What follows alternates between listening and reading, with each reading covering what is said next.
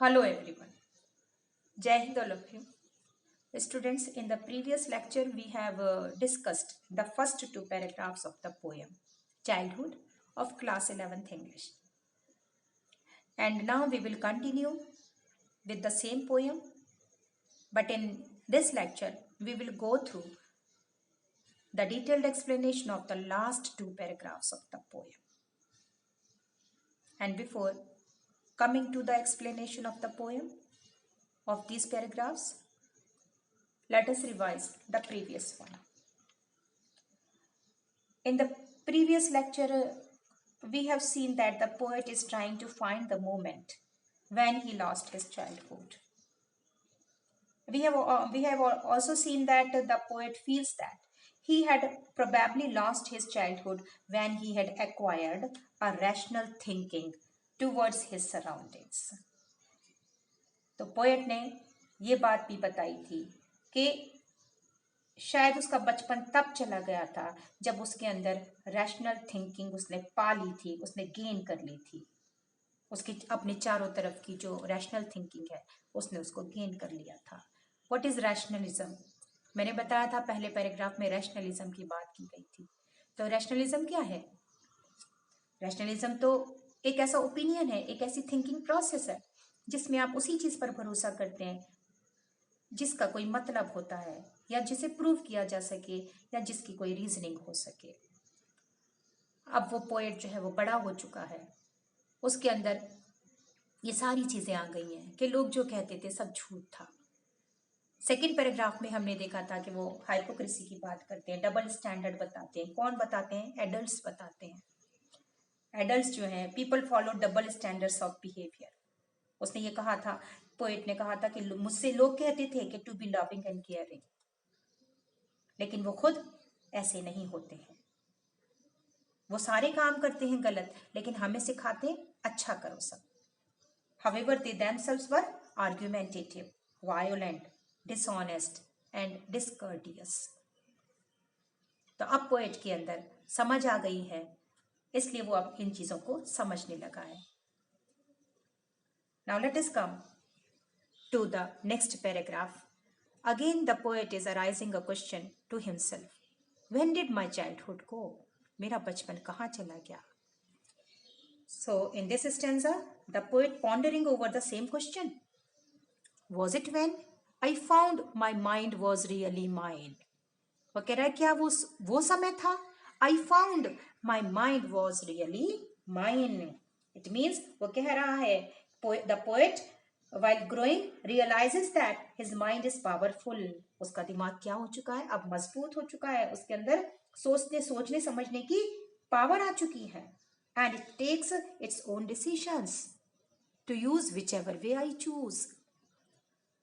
तो पोएट का कहना यह है, क्या ये वो दिन था जब मेरे अंदर समझ आ गई? तो ये पैराग्राफ जो है वो इंडिविजुअलिटी की बात कर रहा है। Listen here students, the paragraphs are divided into different stages. First one rationalism, second one hypocrisy and third one is individuality.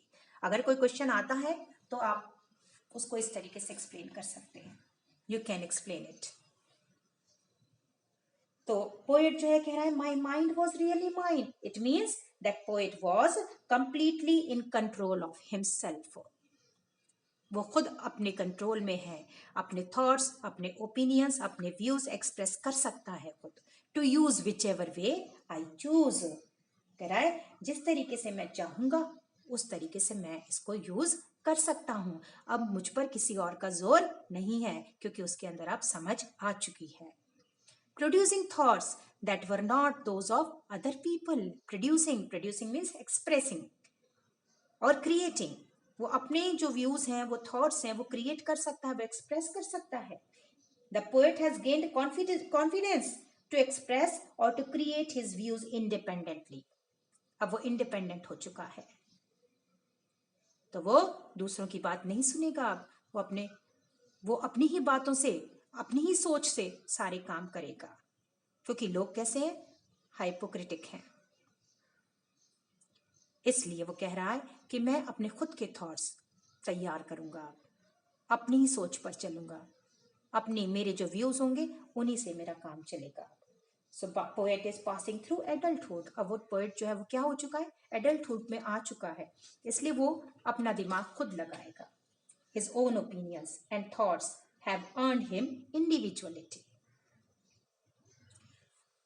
But my own and mine alone. वो कह रहा है ना कि मेरे खुद के होंगे, मेरे अपने अकेले के होंगे। क्या चीज?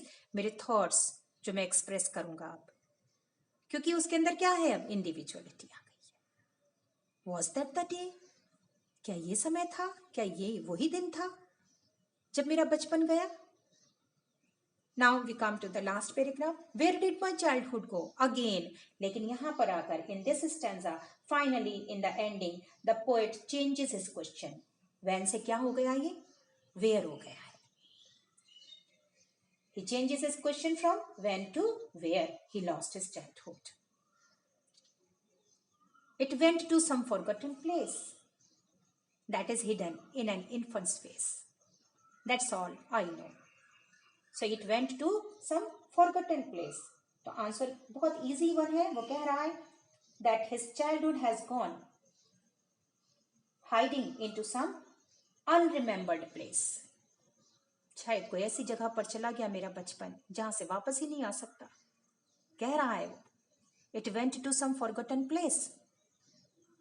अब ये बचपन तो ऐसी चीज है, जब हम बड़े होते चले जाते हैं बचपन खोता चला जाता है, इसलिए वो कह रहा है कि मेरा बचपन तो बस मेरी यादों में रह गया है, फॉरगटन हो चुका है। जब हम सबके साथ बैठते हैं तब हम अपनी बचपन की यादों को ताज़ा करते हैं, तो वो तो कोई जगह पर चला गया शायद। It went to some forgotten place that's hidden, जो छुपा हुआ है, इन एन इन्फेंट्स फेस, शायद किसी छोटे बच्चे के अंदर है, ये चेहरे में है उसके। अब हम तो बड़े हो गए हैं, पोएट कह रहा है, लेकिन कहीं ना कहीं कोई तो ऐसा होगा जिसके अंदर ये बचपन दिखाई दे रहा होगा। That's all I know.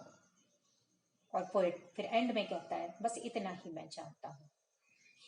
क्या जानता हूँ? कि मेरा बचपन जो है वो खो चुका है और ये शायद छुप गया है किसी और के चेहरे में, किसी छोटे से बच्चे के चेहरे में। जो और दुनिया में छोटे छोटे बच्चे हैं उनके अंदर ये अब दिखाई देगा मुझे। जब मैं उनको देखूंगा तब मुझे याद आएगा मेरा बचपन भी ऐसा था, और इतना ही मैं जानता हूँ। तो हम कह सकते हैं कि जो छोटा बच्चा है is full of innocency. In other words, we can say that a small child is full of innocency, and there one find one's own childhood. और उसी में हम अपना बचपन देख सकते हैं। किसमें? इन्फंट में, छोटे से बच्चे में। और यहाँ पर आकर पोएट अपनी सारी बातें कह देता है। उसने 2 क्वेश्चन अराइज किए हैं, व्हेन एंड वेयर, कहाँ गया और कब गया। और इसी तरीके से वो बड़ा हो जाता है और अब वो एहसास कर गया है कि उसका बचपन किसी मासूम के चेहरे में चला गया है, छोटे से बच्चे के अंदर दिखेगा वो। जब भी मैं उन बच्चों को देखूंगा तो मुझे मेरा बचपन याद आएगा। बस इतना ही मैं जानता हूँ। Now let us come to the literary device of the poem. Here, the literary device is alliteration. Figure of speech is alliteration. आप देख सकते हैं second line, third line, fourth and sixth line. Second line my mind, third line which ever way, fourth line thoughts that, and sixth line that the same sound is repeating in it. So it is alliteration. I hope you understood the poem. Thank you, all of you.